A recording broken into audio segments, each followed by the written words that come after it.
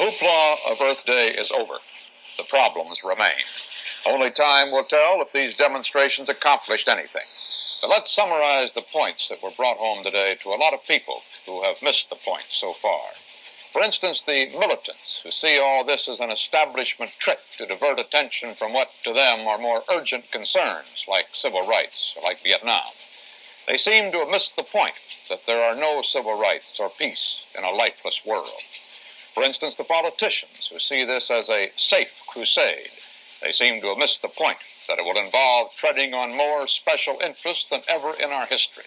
For the first time, they may even have to come out against motherhood.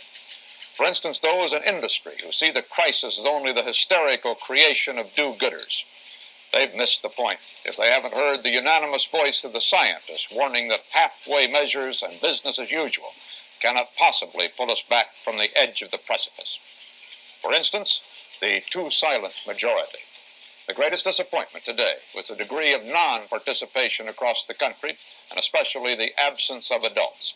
And the young people who did participate were in a skylark mood, which contrasted rudely with the messages of apocalypse. Those who ignored Earth Day, well, that's one thing. Those who ignore the crisis of our planet, that's quite another. The indifferent have missed the point that to clean up the air and earth and water in the few years science says is left to us means personal involvement and may mean personal sacrifice, the likes of which Americans have never been asked to make in time of peace. The sense of today's teach-in was that America must undertake a revolution in its way of life.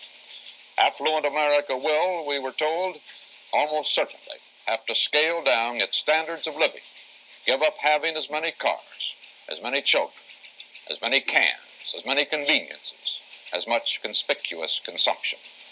Someday, we heard today, the world will be a better place if it listens and acts. But in the meantime, perhaps for a generation or more, it will be frighteningly costly to each of us to clean up the mess each of us has made.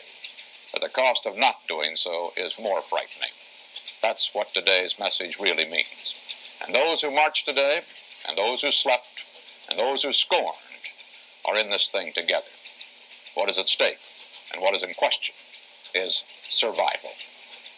This is Walter Cronkite. Good night.